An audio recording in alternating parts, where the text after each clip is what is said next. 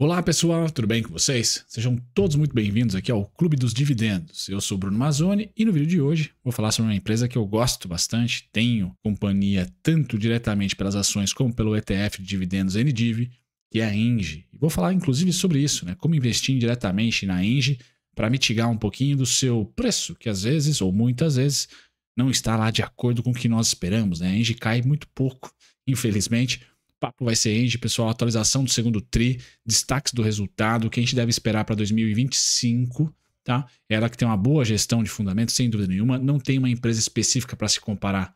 Hoje eu vou comparar com a CPFL, que eu acho que muitas pessoas aqui gostam da recente guinada da CPFL para dividendos.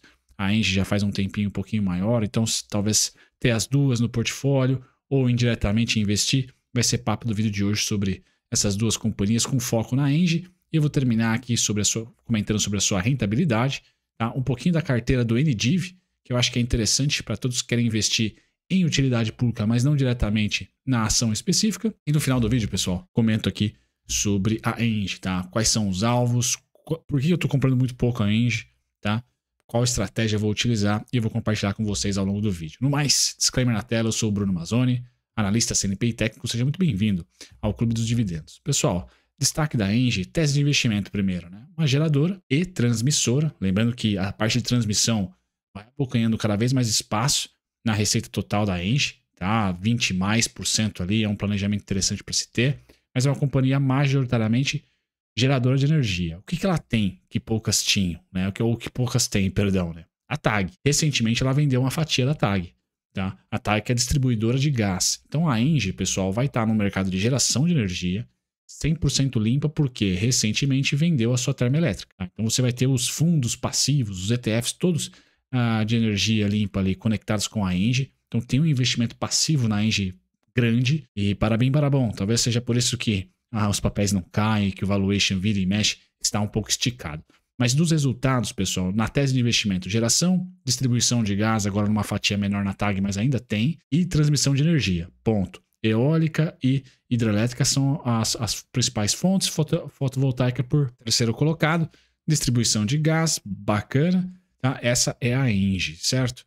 E transmissão, tem recente, tem vencido alguns leilões recentes, então transmissão também é interessante. Agora, o resultado, pessoal, no macro das companhias de energia elétrica, em sua grande maioria, está caindo, tá? Por quê? A curva de juros abriu esse ano aqui, a Selic estagnou, parou de fechar, e a inflação, por mais que tenha dado um ar da graça, não foi um ar da graça muito grande, tanto que chegou num pico já de 4,50, o IPCA recente já coloca a inflação abaixo dos 4,40, tá? Então me parece que nós chegamos em um pico da inflação e provavelmente, tá? Devido à narrativa de mercado, o juro real vai subir, porque a Selic deve voltar a subir em setembro. Tá? Portanto, energia elétrica, utilidade pública pode ter um trimestre, ou talvez até um semestre de bons aportes, ou seja, ele chega de alta e ceder ou lateralizar. Na minha experiência recente, geralmente as empresas de energia elétrica premium, como é o caso da Engie, elas lateralizam. Tá? Então, estudar a volatilidade, quanto que pode ceder, e depois entender que lateralizando você vai conseguir comprar várias vezes a um preço parecido, e aí intensificar o seu aporte, é a chave do vídeo aqui, e eu vou compartilhar com vocês uma estratégia. Tá?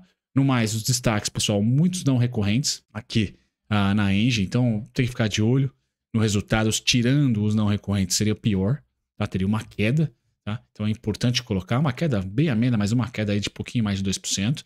Tá? Os múltiplos é uma empresa que conseguiu passar por um ciclo, está passando por um ciclo de investimentos. Já trouxe aqui, os últimos vídeos todos têm os projetos em construção, com os nomes indígenas, tudo bonitinho para vocês. Tá? E a possibilidade de uma aquisição, hora mais, hora menos, com a venda de parte da participação da TAG. Mas é justamente por essa venda da termoelétrica, venda da Telecom, venda da TAG, tá? Que ela consegue equalizar a sua alavancagem e manter um dividend, um payout ok, tá? Mas principalmente uma alavancagem longe dos covenants. Tá? Então tem que saber que a Engie, no curto prazo, não está ali conseguindo fazer muito caixa nas operações recorrentes, porque tem muitos investimentos ali e isso é mitigado pelas vendas de alguns ativos. Tá? Então ela teve essa facilidade, tá?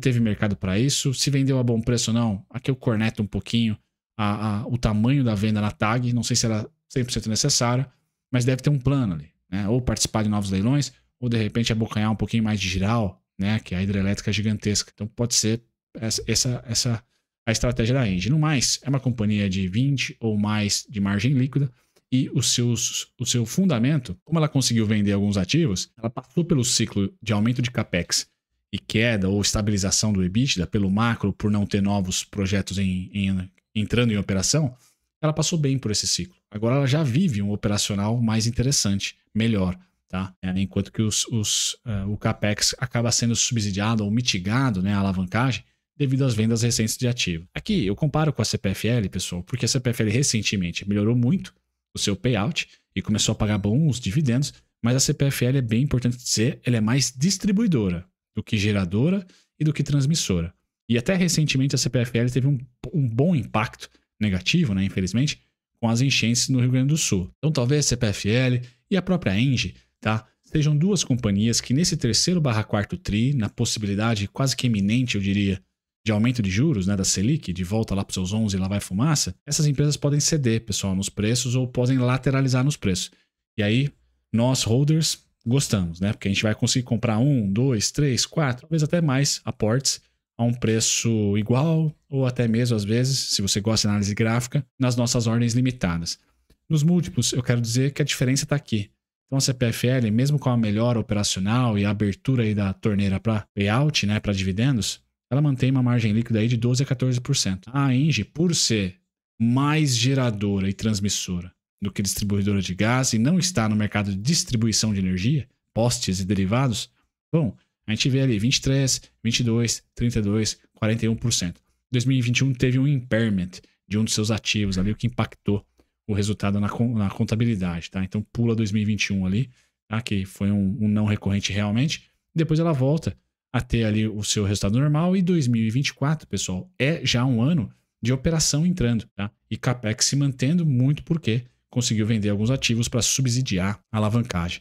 Dividendos aqui no site do Scanner da Bolsa, pessoal, vamos fazer um merchanzão pro Edu aqui, QR Code na tela se vocês gostarem dessa plataforma. Dividendos líquidos, anualizados, média líquida dos últimos 3 anos e a tabelinha de Bazin. Bom, acho que eu vou pela tabelinha de Bazin, média líquida dos últimos 3 anos, 6,19% de yield. Entra no Bazin raspando, mas está lá, tá? R$ 2,75. Então ela tem aqui o preço teto, a tabela de Bazin, 12 meses, 3 anos e 5 anos. De 12 meses, está em 41,89. 3 anos, 45,84. 5 anos, 43,74.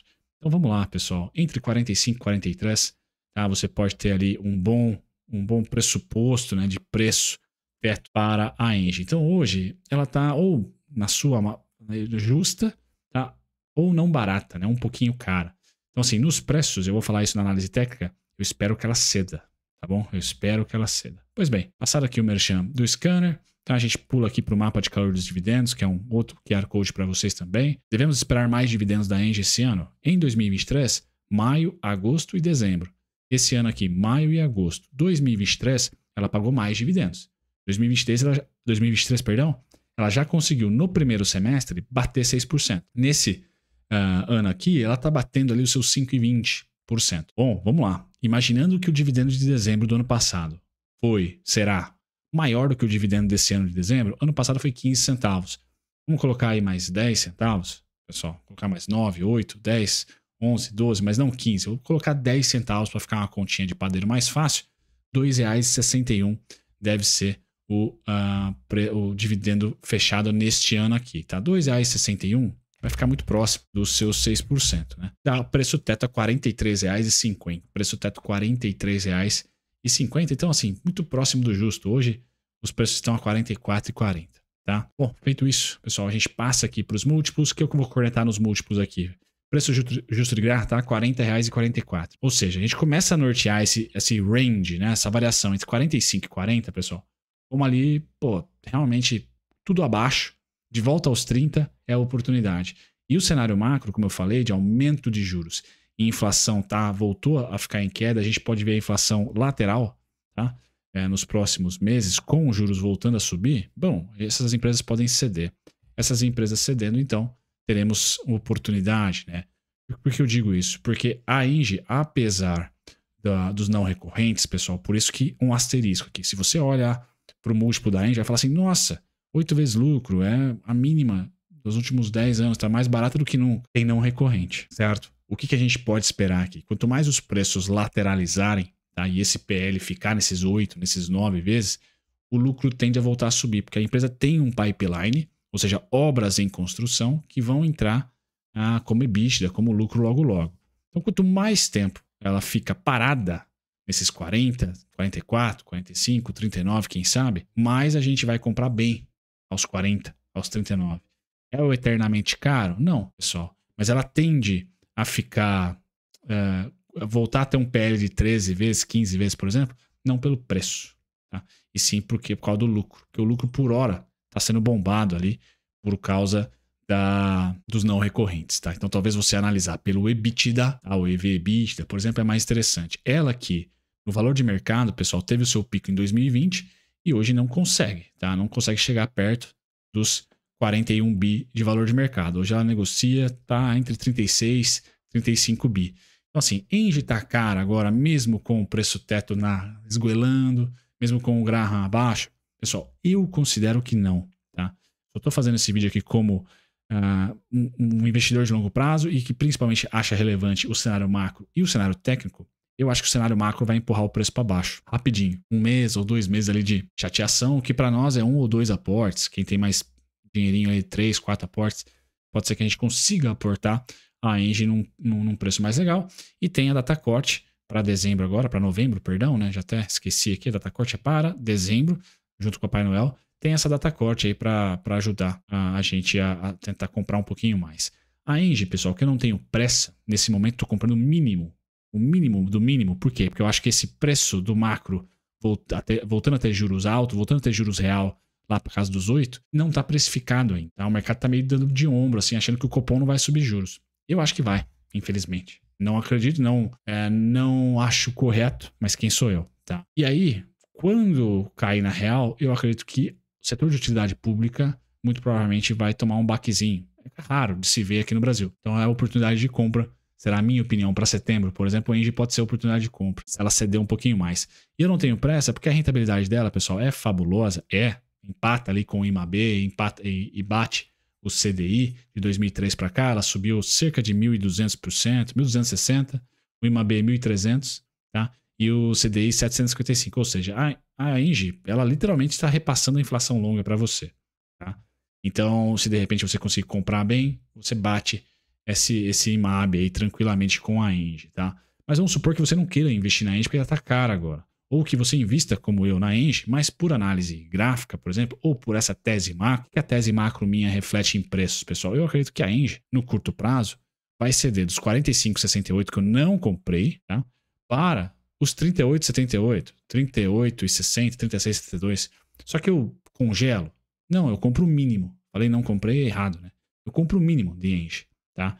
E recentemente eu comecei a investir no ETF NDIV, que tem Engie dentro da sua composição. Inclusive é uma das principais empresas do ETF, Engie aqui.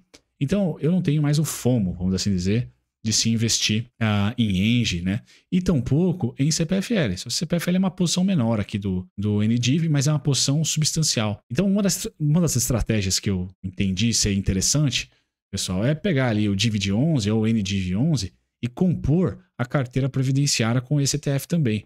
Tá? Para que quando uma ação específica muito querida, como é o caso da Engie aqui, decole, eu tenha esse ETF pulverizado, que decolou também, bem verdade dizer, né? Tudo subiu na bolsa, né? Recentemente, de qualidade, né? Mas eu tenho esse ETF para pulverizar, para eu estar indireto na Semin, indiretamente às vezes na Vale, na BRAP, tá? Então eu gosto de mesclar utilidade pública com esses dois ETFs. Eu tenho um deles, né? Que é o NDIV, mas o DIV 11 também é muito parelho, tá? Então esses dois ETFs talvez, pessoal, seja legal vocês pensarem com carinho. Caso vocês tenham um FOMO aí, né, de falar assim, putz, subiu muito uma VEG, se bem que o NDIV não investe na VEG, né, mas subiu muito uma Engie, tá? Será que vale a pena comprar agora? Você vai lá e diversifica no ETF, né, para compor ali um aporte muito pequenininho, de repente, que você teria na Engie. Então, a minha estratégia na Engie é a seguinte, pessoal, eu acredito que agora, né, dos 45 até os 40, eu vou comprar menos, eu vou, de fato, sim, entre aspas, especular. Tá? Porque eu vou cadastrando ordens mais gordinhas aqui dos 38 e 80 para baixo. Tá? Mas eu compro. É bem importante falar isso. Eu compro o ETF todos os meses, eu compro o Engie todos os meses. O ETF é sempre igual. Eu sou um holder clássico no ETF, até conversei com um inscrito que me pediu uma opinião. Agora, na Engie, nas minhas ações, no Stock Pick, né, naquela carteira minha de ações que vocês também devem conhecer já, essa aqui, né? Na minha carteira específica de ações, aqui não, pessoal. Aqui eu invisto mais ou menos todos os meses de acordo com o cenário macro e análise gráfica, tá? Já fiz o dever de casa que é fundamentalista, agora é análise gráfica e o macro. Tá? Então, sim, ações eu aumento e diminuo os aportes, a depender da minha opinião para aquele mês. Certo? Essa é a minha estratégia. Eu tentei comentar com vocês um pouquinho do momento de preço. Bom, falei da Engie, falei dos alvos. Acho que tá tudo certinho para vocês. Deixem nos comentários o que vocês acharam do insight aí do ETF. Um abraço, pessoal. Tchau, tchau.